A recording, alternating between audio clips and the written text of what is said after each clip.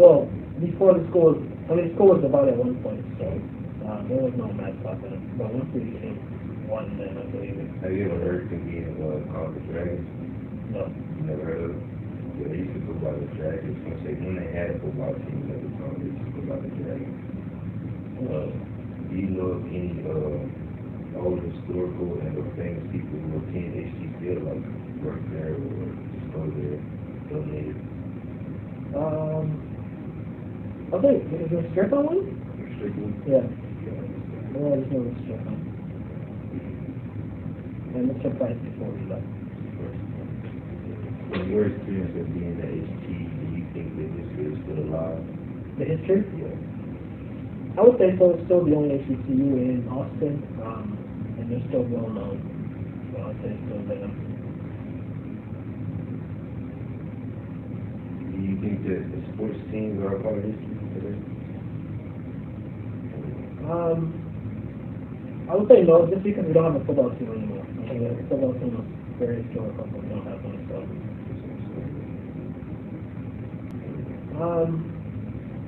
I would say no, just because we don't have a football team anymore. I think the football team is very historical, but we don't have one, so. Did you know that Jackie Robinson used to coach baseball? I did not know that. Yeah, he used to coach, I think after he went pro, he started coaching. No, it was What year? before guy, like, yeah, guy.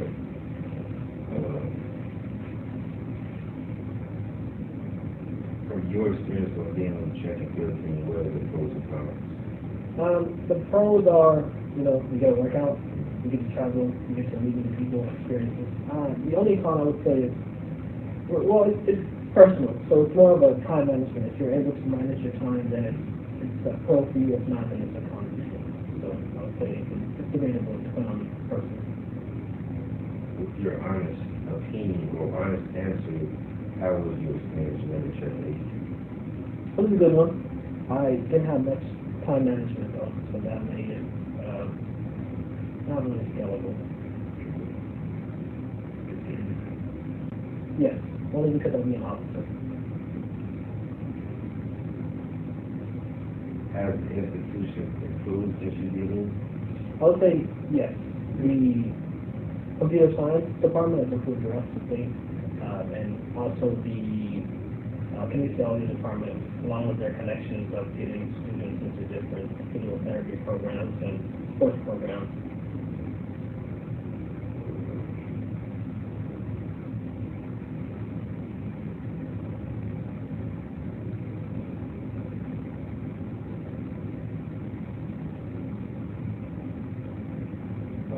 Do you know by chance if Coach Royce is still on? Very recently.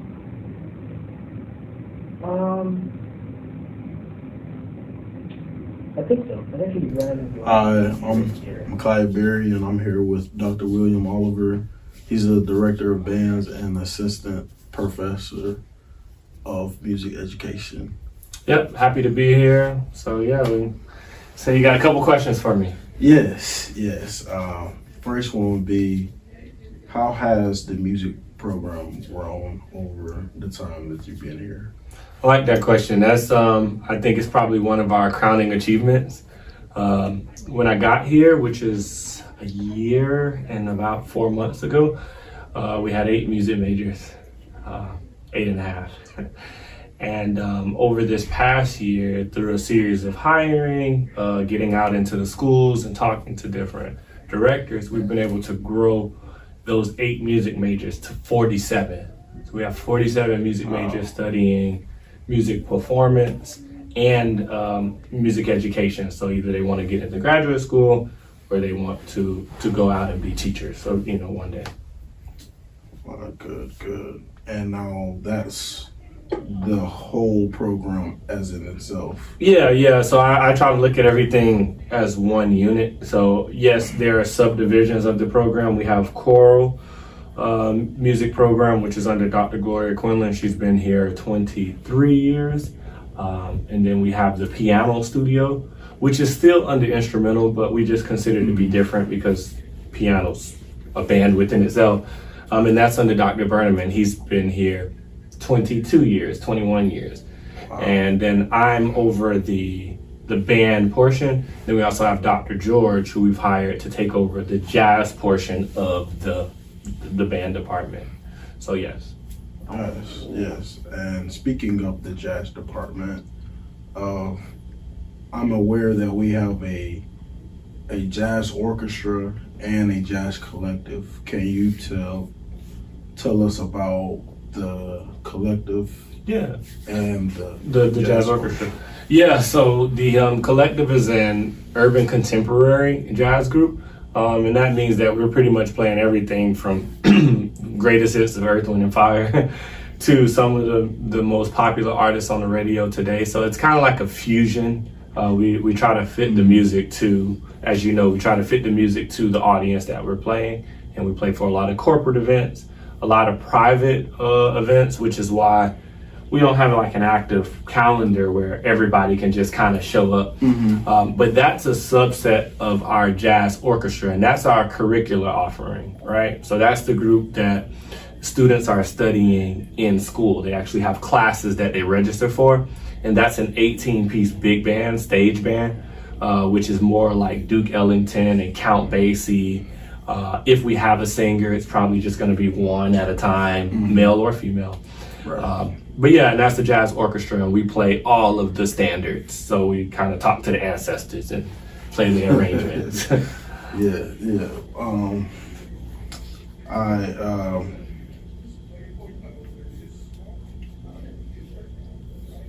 I know that the Jazz Collective recently just participated in ACL. Can you kind of give us like the process of preparing and the side of entertainment that came with the collective being at ACL? Yeah, so the beautiful thing about the Jazz Collective, which we probably need to find a better name for it, but the beautiful thing about the collective is it's, in my opinion, a student-led organization. So a lot of the things that we're doing is really driven by student participation. You guys write the arrangements, you really prepare the music, and you kind of figure out how to work together in a cohesive way. But the process, we essentially utilize if I was in the audience, what would I want to hear? If I'm at a festival, what would I want to listen to?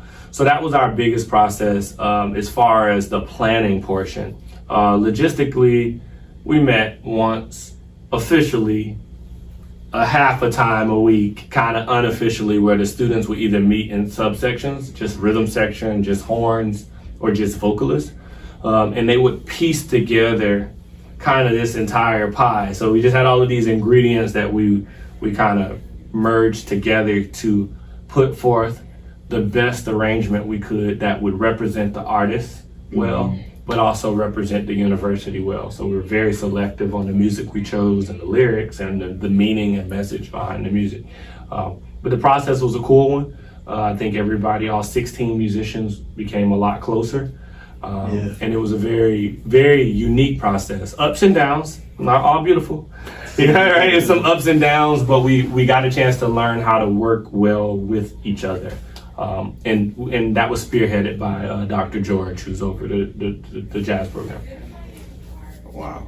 And I'll jump over to because you asked one more thing. Yeah. On the music side of the ACL portion, right? Like, so thinking about that audience, this was a premiere for us. We've never done a large music festival. And luckily, I think we'll be doing it again next year.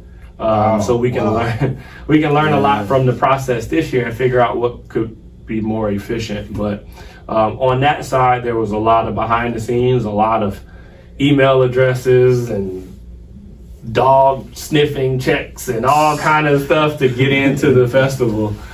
So that was unique, and I'm happy that you guys got to experience the professional side of the preparation. Cool. Now, would you say the collective is right now, just in your opinion, is the best source of entertainment from the university? Yeah, it is. I think it represents the university I think it's our football team. More than just I truly believe it's our forward-facing ensemble, which means a lot of people are starting to associate Houston Tillotson with this live group entertainment piece, which is awesome because that speaks to our liberal arts mission. And then even more impressive, it speaks to our history, mainly in the jazz side of things, which I don't know if I'm getting ahead of myself. That kind of died in the fire. So just a little historical background, which will probably be a next question anyway, just beat you to it, is that, you know, when we were in Dallas, the Sam Houston part of our school, the KKK burned down that campus, and so much of our musical history died in that fire.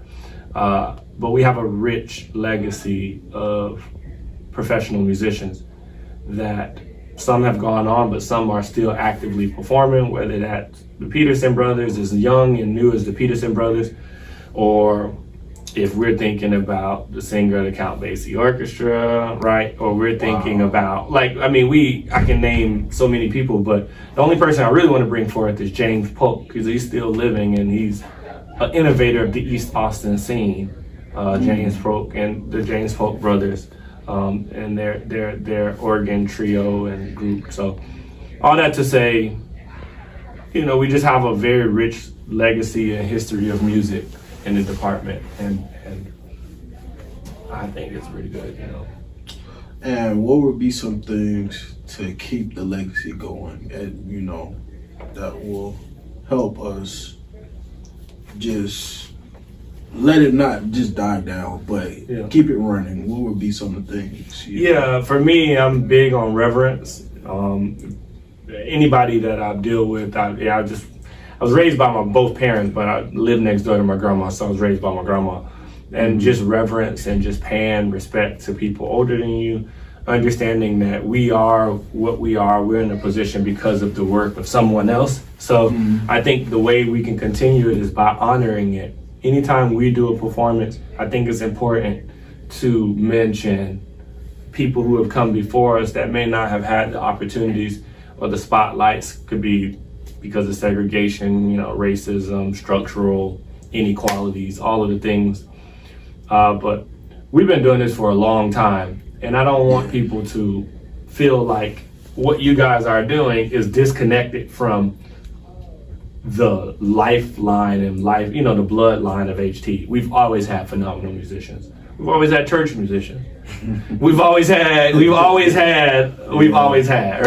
Yeah. So I think that's how we keep it going. We honor everybody for their contributions when they were here, and we constantly seek out new students to participate in the party that's already going, you know? Yeah.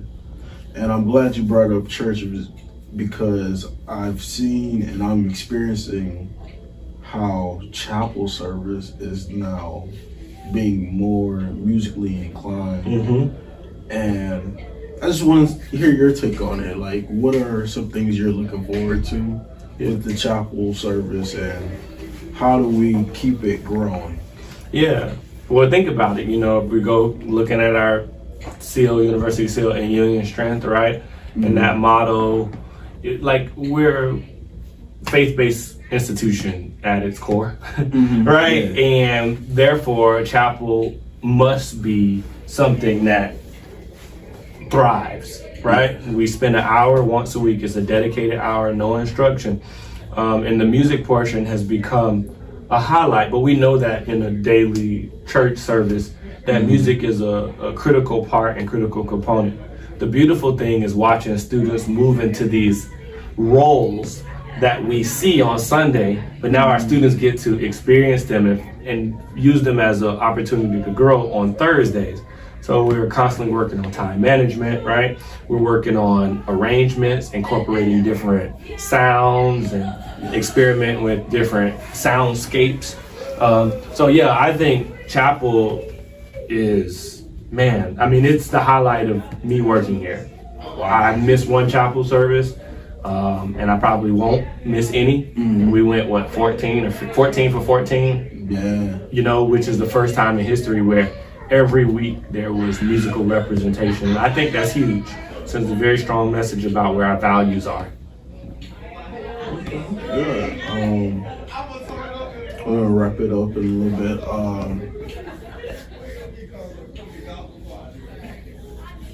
On a personal level, what would be your favorite thing about the whole music program?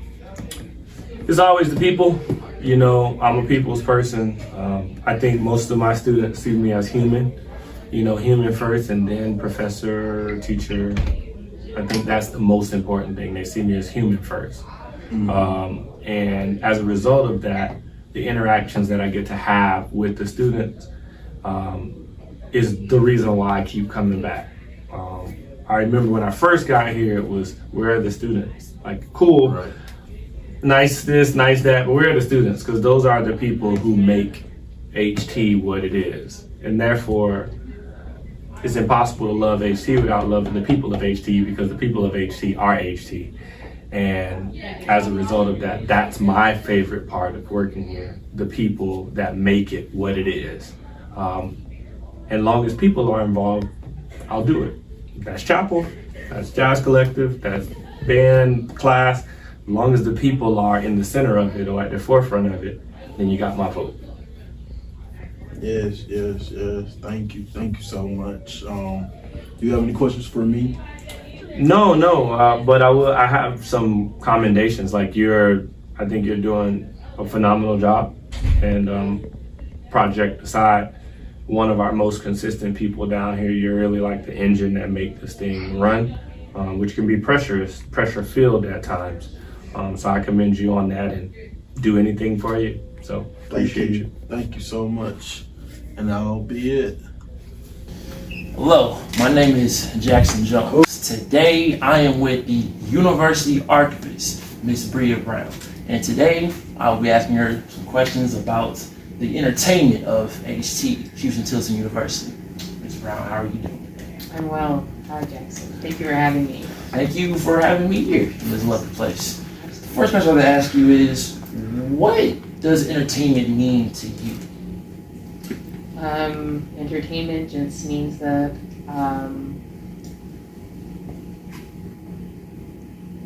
I think it just means that it just keeps my mind going. It interests me, and it can take any form, really. So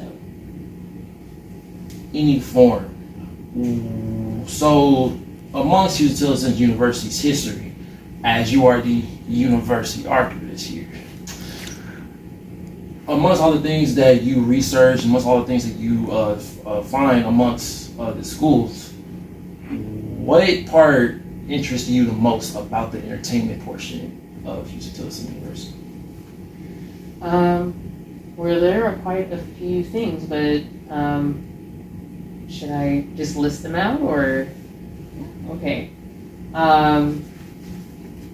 Well, for starters, I definitely like the fact that we have so many materials that highlight what happened on campus, and I think one of the collections that we have are the university newspapers.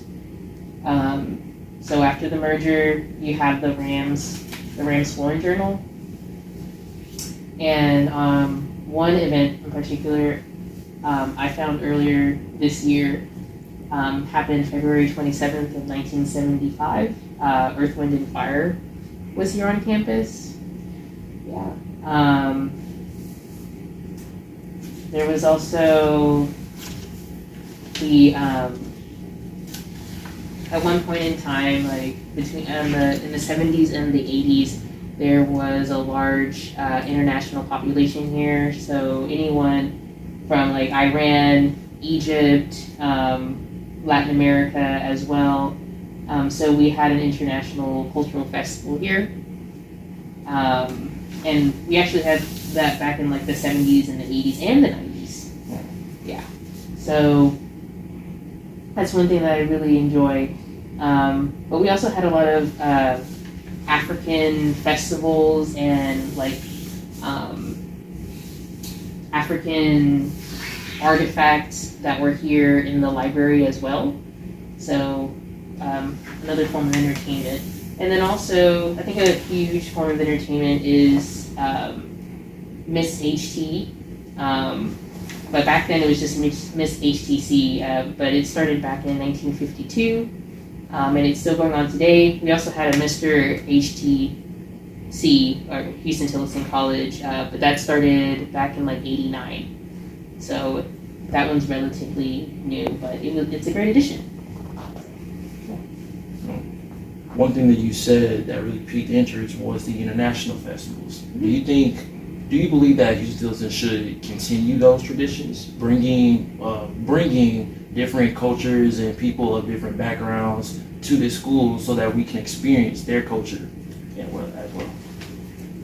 Just in my opinion, I think it would be really great, yes, because as you know, the school is very diverse, and I think it also just highlights the fact that HBCUs have always been accepting of all cultures and ethnicities, regardless of their background, because everybody deserves an education. But also understanding that like the Black diaspora in general is also very diverse. So I think it's very appropriate, yeah. Also, as the university archivist here at Houston Tillotson University, you have access to history here amongst this school, amongst this college. On different things you have found about entertainment, how has entertainment grown on this campus throughout the years? So, particularly on Houston Tillotson College campus, it has grown immensely through a radio program that they had. They had a station here, and I think we currently, Dr. Cabanis runs a radio station as well, representing HT as well. And then also, the sports here, tennis, soccer, and volleyball, basketball. And it's interesting because Tillotson College and Samuel Houston College had a football team at one point. So it's interesting how Houston Tillotson College doesn't have a football team. But I wonder why. Yeah. I wonder why. Yeah. So yeah. Since you bring up sports, actually, how does sports and entertainment really like mesh together? How do you find entertainment amongst the sports being provided here on campus? That's a really good question. I think because depending on what kind of sport you like, and also because sports connect with culture. So, United States, we're really big on football. Latin America, we're really big on soccer, football, right? Mm-hmm. So I think in those types of ways, it's like it's entertainment, but you're able to connect with communities, and you're able to like bring people together in that type of way to just enjoy a game. And I think a lot of times too, while it definitely is entertainment, like I think like way in the background, it can be like also very political if you think about it too. So, but I think it's just a way to just connect people. Entertainment and politics. What a really good connection. Amongst all the various forms of entertainment, being sports, one thing I also wanted to bring up is art. As you said, art has different forms. Entertainment has different forms.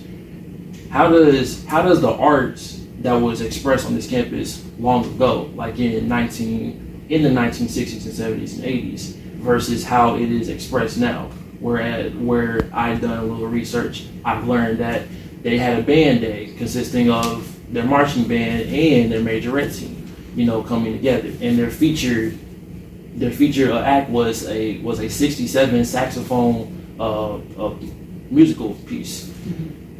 When you see things like that in the past, it begs the question, why don't we have those same traditions now? what changed? What do you believe has changed amongst the growing years or the passing time at Houston University? Yeah, so you're definitely right. There are certain clubs and associations that were here on campus that are no longer here. And I think it's just happened with the shifting of generations. Also, the shifting of people who might have ran those associations and clubs. Perhaps there just wasn't anyone to carry on those traditions. So, and also, I mean, the same thing happened with departments. Like we didn't always have the departments that we have now. You know, they generally shifted, and I think it has to do a lot with the decade and just the time as well. Because like, you know, back in the 50s and the 60s, like there was this idea that women should uphold this ideal figure of themselves and to carry themselves in a certain way. So they should take home ec, you know, like things like that. But we no longer have home ec because that's not really like a part of the curriculum anymore. So, you know, I think with the curriculum also changing with the times, things just shift over. Yeah.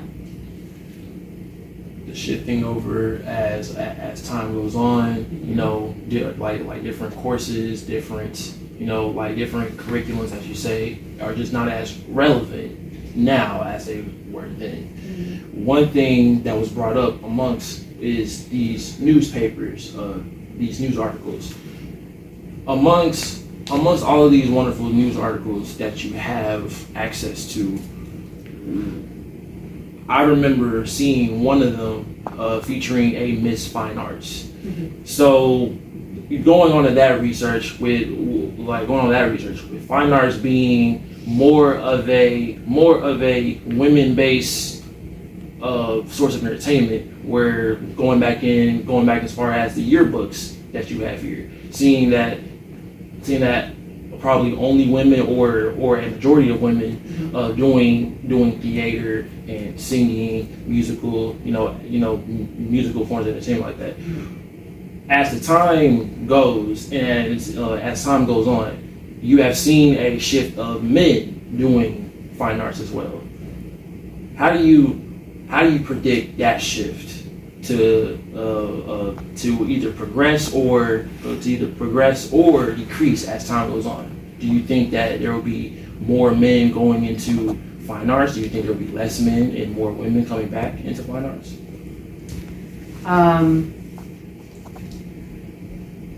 So I think and I can only like talk about like just the United States in general, right? So I think as time has progressed, there's also been like a shift away from the ideology that men are supposed to stay in this like masculine circle, whereas like there's like a boundary of what is feminine and what is masculine. But now I feel like we're really in this era where we are able to really step outside of those boundaries, and we can see that it's actually infinite. You don't have to define someone by masculinity or femininity. And also we also can think beyond the gender as well, and not that gender doesn't matter, right? But also thinking about what is beyond that concept that has also been constructed by someone else. So I think when people are able to just be open and really just dive into what looks interesting, I think that's when men and women can actually be more interested and open in trying to do things in fine arts. And so I think just being able to go to a lot of performing arts performances, I've seen a great deal of men in that field as well.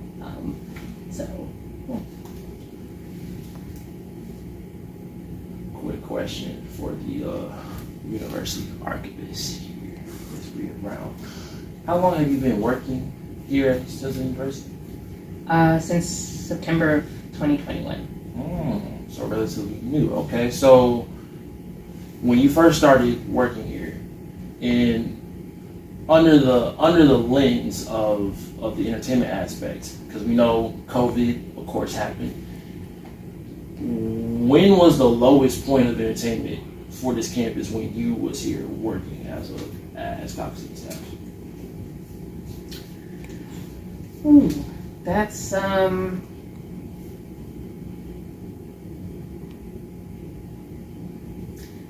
actually I don't know there was ever like a low point. I've always seen emails and announcements about I guess entertainment, but I think it's become more apparent to me this year, this semester, particularly because there was a lot of student-led stuff, which I really enjoyed.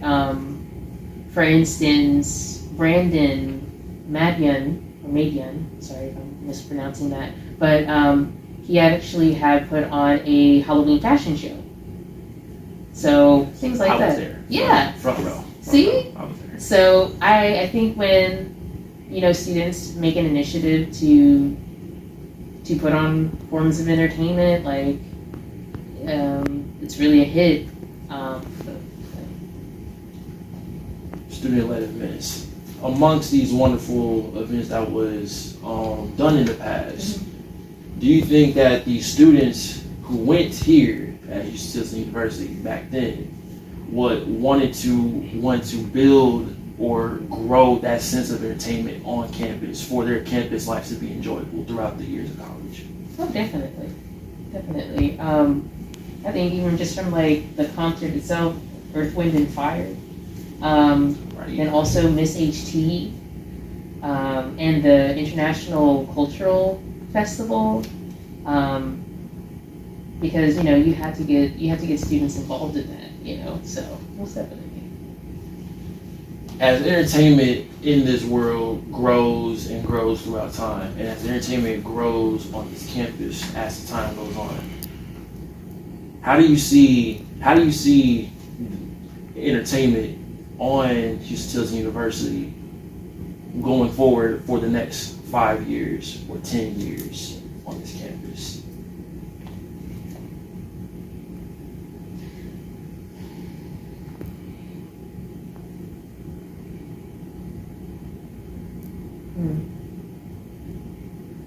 I don't know.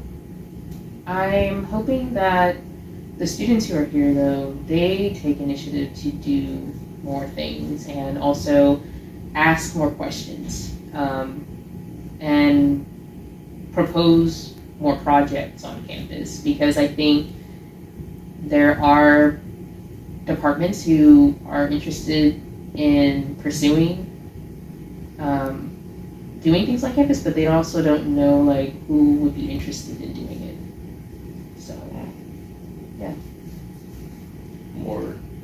More so like bringing it up to the awareness of students, so that they can see. It's like, hey, we can say, oh, there's multiple things going on. Mm-hmm. Like bringing up a chess club, bringing up back theater, bringing up sports, bringing up other organizations with other events and whatnot.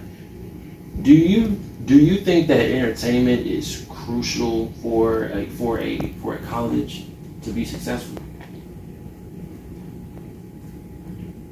I definitely think it's an intricate part of the college, because it keeps students engaged, and you guys are here for 4 or 5 years, and it's like you spend maybe half your time here. So it definitely I think the university should definitely want to keep their students engaged outside the curriculum. Yeah.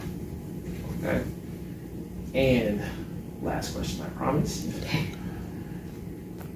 Entertainment amongst Stilson University has had its ups and its downs, has had Earth, Wind, and Fire here, has had other musical artists, and has had other entertainment aspects with with high stakes sports games, and very skillful made plays, and hearing the choir sing, having chapel. How do you think that Houston Tillison's way of entertainment, how do you think that the college's way, the university's way in building and improving entertainment, how do you think that will look in the next 10 years?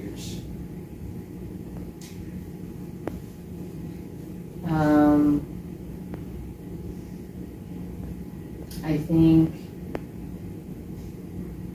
that is a really big question. It's very broad.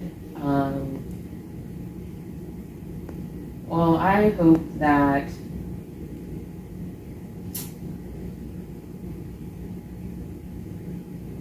HT's community has more exposure. So whether that's through different platforms, whether that's through having all of outside organizations giving students opportunities to put themselves on a platform and use their voice, and exposing HT's excellence that way.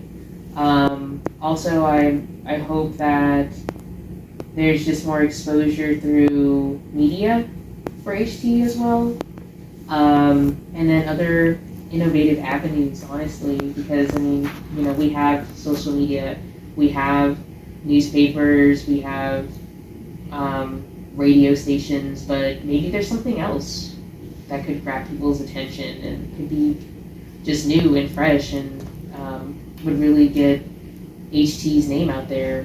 I know it's not a form of entertainment, but also we could definitely use some type of a better sign